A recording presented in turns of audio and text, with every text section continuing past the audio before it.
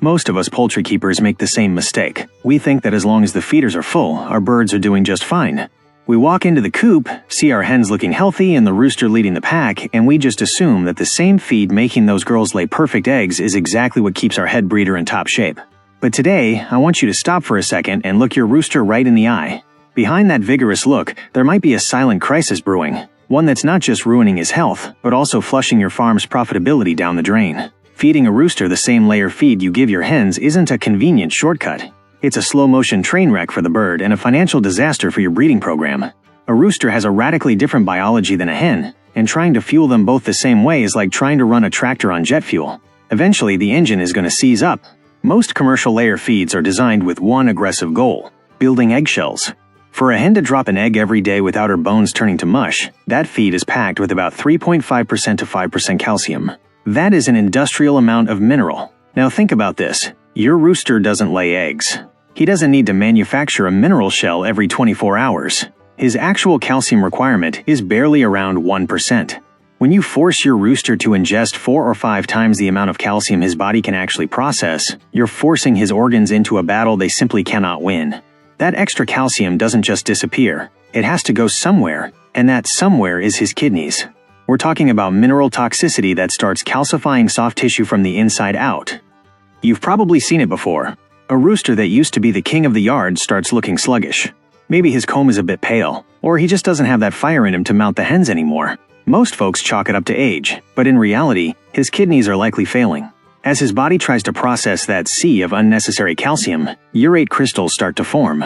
These crystals act like tiny razor blades, tearing through the renal ducts and causing what we call visceral gout. This is a painful condition where uric acid deposits itself on internal organs, coating the heart and liver in a chalky white film. Your rooster is suffering in silence while his reproductive capacity flatlines. This is where you have to ask yourself, is saving a few minutes of chores worth losing your best breeder? Think about the investment you have in that bird. I'm not just talking about what you paid for him, I'm talking about his genetics, the time you've spent raising him, and the future you've pinned on his offspring. When you let that rooster hog the layer feed, you're essentially throwing that investment in the trash. But calcium isn't the only enemy here. The other big issue is the energy and protein imbalance. Layer hens need a specific energy level to keep up with production, but if a rooster consumes those extra calories without the physical drain of producing an egg, he starts packing on internal fat. A fat rooster is a useless rooster for breeding. That fat builds up around the reproductive organs, tanking sperm quality and, even worse, making him too clumsy and heavy for the mating ritual. A rooster needs to be an athlete. He needs to be lean, toned, and his weight needs to be pinpoint accurate so he doesn't injure the hens. If you feed him layer mash, you're turning a high-performance breeder into a sedentary, sick bird. Obesity in roosters leads to foot and joint problems because their frame isn't built to carry that extra baggage. A rooster with sore feet simply stops mating. You'll look at your hens and see their back feathers are perfectly intact, a dead giveaway that your boy isn't doing his job. At that point, every bag of feed you buy is a loss, because you're feeding birds that aren't producing fertile eggs. Your farm's efficiency depends on every bird getting what their body demands, not what's easiest for us as keepers. A lot of times, feed waste is the first red flag we ignore. Many followers have reached out about roosters billing out or tossing feed on the ground. When a rooster doesn't feel right or when the feed doesn't meet his biological needs, he starts picking through it, looking for what's missing, or just wasting expensive resources. Nutrition isn't just about filling the crop. It's pure chemistry applied to life. If we don't respect that chemistry, the whole system breaks down. A rooster needs fiber, balanced phosphorus levels, and above all, a protein level that sustains his vigor without overworking his metabolism. If we keep ignoring this, we're condemning the next generation to be weak, because a malnourished father can never sire vigorous, hardy chicks. Let's talk about fertility from a business perspective, because I know that as a breeder, your bottom line matters. Every egg you put in the incubator that turns out to be a clear is a direct hit to your wallet, electricity, space, and the value of the egg itself. If your fertility rate drops from 90% to 60% because of poor rooster nutrition, you are losing 30% of your potential production. That adds up to a fortune by the end of the year. Poor nutrition directly affects sperm motility and concentration. Even if the rooster manages to mate, if his system is toxic from calcium overload, his reproductive cells will be weak and ineffective. This leads us to a critical point: the shell quality and health of your future chicks. Believe it or not, the father's health plays a role here too. A rooster with vitamin deficiencies, especially vitamin E and selenium, which are often lacking in standard layer feeds compared to what a stud needs, will will pass that weakness down. You might see dead-in-shell embryos or chicks that hatch so weak they don't make it past the first week. So the feeding problem doesn't stop with the rooster, it ripples through your entire flock's future. It's a chain of errors that starts at the feeder. We have to break that chain if we want to be successful breeders and not just bird collectors watching our animals deteriorate day by day. You have to realize that the rooster is 50% of your flock. If you have 10 hens and 1 rooster, that one bird represents half the genetics of every single chick that hatches. Why would you give the most important piece of your genetic puzzle second-rate, mismatched nutrition? Sometimes we get so caught up in making sure the hens lay big eggs with hard shells that we forget that the spark of life comes from the rooster. We're dealing with malnutrition by excess. The rooster isn't starving, he's being poisoned by what he's eating. That mineral imbalance creates an acidic internal environment that depletes his natural antioxidants and leaves him wide open to diseases that a healthy bird would shrug off. A simple cold can kill a rooster whose kidneys are only running at 20% capacity. Now I hear it all the time, but my roosters have always eaten this way, and they're still alive. Being alive isn't the same as thriving. A rooster can survive for years on a mediocre diet, but you'll never see his true genetic potential, the real sheen on his feathers, the power in his crow, or most importantly, the peak of his fertility. The difference between an average keeper and a master breeder is in the details. When you decide to manage your rooster's intake separately, you're taking full control of your farm's biology. You're choosing to let your studs live longer, stay more active, and ensure that every egg your hens lay has the best possible shot at becoming a powerhouse chick. It's not just about keeping him from kicking the bucket, it's about helping him thrive. A well-fed rooster has an ironclad immune system. His testosterone levels stay steady, which keeps the social hierarchy in the coop healthy. A frustrated or sick rooster often becomes erratically aggressive, or, on the flip side, too submissive, losing control of the flock and letting the hens get stressed out. Peace in the coop starts with the health of the leader. If the leader is toxic from a diet that doesn't belong in his system, the whole group's balance is off. Proper nutrition is the fuel for harmony. By giving your rooster his own formula, you're investing in the longevity of a bird that is the key to your future. As we dive deeper into this, you'll realize that the solution isn't rocket science. It just takes a little discipline. It's not that roosters are fragile, quite the opposite. They're tough and resilient. But even the strongest steel corrodes if you soak it in acid. In this case, that acid is the excess calcium and energy he can't process. The good news is that birds have an amazing ability to bounce back. If you start correcting his diet today, you'll see a change in his vitality in just a couple of weeks. His feathers will get silkier, his eyes sharper, and his drive to breed will completely shift. It's a transformation you'll see with your own eyes, and your hatch rates will prove it soon enough. We're about to get into the most important part, how to actually design that ideal stud diet, and more importantly, the practical ways to make it happen without it becoming a headache. Theory is useless if you can't apply it in the field, through the rain, the heat, or the daily grind. We're going to look at how the right nutrients boost sperm quality and those 3 proven methods to feed your birds like a pro, optimizing every ounce of feed and making sure every bird gets exactly what they need to win. Excellence isn't a one-time thing, it's a habit. And the habit of feeding your rooster right is what's going to set your farm apart. We've already covered the damage that excess calcium in a poorly balanced diet can do to your stud's internal machinery. But we aren't here just to talk about problems, we're here to build solutions that will transform your farm. To make your rooster a true reproduction athlete, you have to look at his nutrition as a high-precision formula.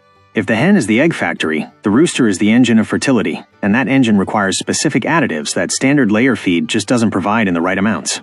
When we talk about a rooster in his prime, there are 3 main pillars that mark the difference between a clear egg and a powerhouse chick: vitamin E, selenium, and zinc. Vitamin E is often called the fertility vitamin for a reason. It acts as a powerful antioxidant that protects sperm cells from oxidative damage. In plain English, it ensures your rooster's sperm is vigorous and has the stamina to actually fertilize the egg. Then you have selenium, which works hand in hand with vitamin E to improve motility. Basically, it's the fuel that gets the sperm moving. A rooster with optimal levels of these 2 elements doesn't just mate more often, his matings are far more effective. Zinc, on the other hand, is the foundation for testosterone production and maintaining healthy testicular tissue. Without enough zinc, a rooster loses interest in the hens and his alpha status in the flock starts to slip. By adjusting these levels, you aren't just feeding a bird, you're unlocking his maximum genetic potential. But how do we go from theory to practice without losing our minds in the process? The first step is understanding that protein needs to stay in the 14% to 16% range. Unlike a layer hen who needs protein spikes to sustain egg production, a rooster needs high-quality but moderate protein to maintain muscle tone without overloading his liver. This is where the management challenge kicks in. getting him to eat his formula while the girls stick to theirs. Many breeders throw in the towel because they think it's impossible to control who eats what in a shared coop. But farm engineering offers some brilliant, simple solutions that separate the feed without having to separate the birds all day long. The first method, and maybe the most ingenious because it's so simple, is the height-based feeder system. This method takes advantage of the most obvious biological difference between a rooster and a hen: height and head shape. Roosters generally have longer necks and stand several inches taller than the females.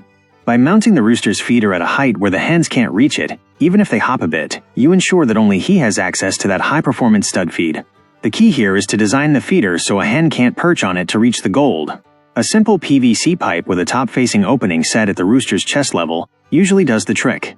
To make this system foolproof, we also have to tweak the hen's feeder. Here, we do the opposite. We use guards or narrow grates with openings just wide enough for a hen's head to slip through, but too narrow for a rooster's wide head and large comb.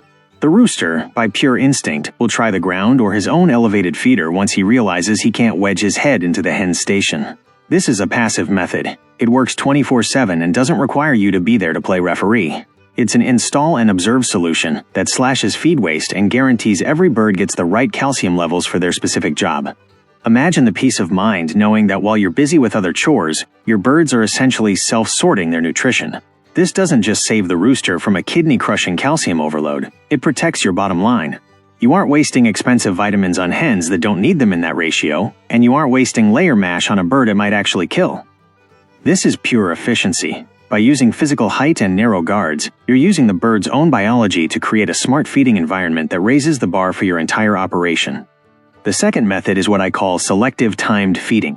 This is perfect for keepers who have a tighter bond with their birds or who are already out in the coop at specific times of the day. As we discussed, roosters and hens can spend all day together, scratching for bugs and grass without any issues. The nutritional war only happens when the concentrated feed comes out. This technique involves training your rooster to eat his special ration in a separate spot, or even out of your hand, for just 15 to 20 minutes a day. Many successful breeders use a small training pen, or even just a designated corner where the rooster goes to get his treat, which is actually his balanced stud diet. Once he finishes his ration, he's released back to the flock. While he's eating his fill, the hens can go to town on their layer mash without him interfering.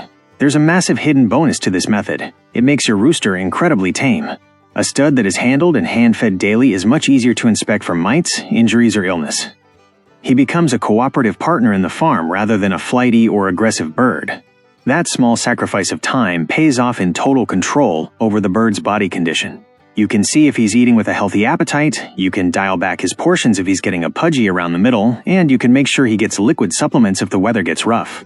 For the breeder chasing excellence, these few minutes of direct observation are worth their weight in gold. It's not extra work. It's a biological audit that lets you spot trouble before it starts. A rooster that eats with gusto and jumps back into the flock with fire in his eyes is the best sign that your farm is on the fast track to reproductive success. The third method is the rooster refuge or feed box. This is a middle ground system that works great in larger coops or pastured setups. It involves building a small structure or a specific zone where the entrance is designed so that only the rooster can or wants to enter. Often, breeders use height or a specific location away from the main hub where the rooster likes to stand guard. Inside this refuge, there's always fresh water and his formulated feed. Roosters are territorial and protective by nature, and they actually appreciate having their own man cave, where the hens aren't pestering them while they eat. This is especially vital if you have what I call gentleman roosters. You've seen them, the ones who find a choice bit of food, call the hens over with that specific clucking sound, and then stand back and let the girls eat every last bit while they go hungry. While it's noble, it's a nutritional nightmare for him. The refuge box allows him to eat without the social pressure of providing for the hens. Once he steps into his safe zone, he can focus on himself, ensuring his energy and mineral levels stay topped off so he can keep doing his job as the flock's protector and father. Implementing any of these three methods, or a mix of them, puts you miles ahead of 90% of traditional keepers. You're moving from being someone who just throws feed to someone who manages nutrition. And the results will speak for themselves. Rock-hard eggshells from the hens and a hatch rate that will make your neighbors jealous. Specific nutrition is the best-kept secret of the world's elite breeding farms, and today you have the tools to pull it off in your own backyard no matter the size of your flock. It's all about the mindset and the commitment to the well-being of your birds. I know it might seem like a hurdle to change your daily routine, but remember that every major breakthrough starts with one small adjustment. You don't have to do everything at once. Maybe start by raising one feeder height or by pulling the rooster aside for 10 minutes tomorrow morning. The important thing is that you now have the knowledge to stop poisoning your sementals. The feeling of seeing healthy, vigorous chicks hatch with that spark in them makes every bit of extra management worth it. You're building a genetic legacy, and every nutritional choice you make is a brick in that foundation. A healthy rooster is the cornerstone of a thriving farm. As breeders, we are the stewards of these animals. Your rooster will thank you for that balanced diet with years of fertility and a level of vigor that you'll see in his every move. Don't settle for common results. Chase excellence in every detail of the feed dish. The path of the successful breeder is paved with constant learning, and today you've taken one of the biggest steps possible. Keep observing, keep learning, and most importantly, keep applying what works. Your dedication is what makes this passion for poultry so rewarding and what keeps our community of breeders moving forward with professional standards. If this guide helped you clear up the confusion and level up your management, share it with another poultry keeper who might be making these same mistakes. Information is the most powerful tool we have to improve animal welfare. Don't forget to subscribe and hit those notifications so you don't miss our upcoming technical guides where we'll keep diving into the secrets of pro-level aviculture. Drop a comment below and let me know which of these 3 methods you're going to try first, or if you have a trick of your own for feeding your boys. We always learn something new from your boots-on-the-ground experience. To your success, fellow breeder. See you next time.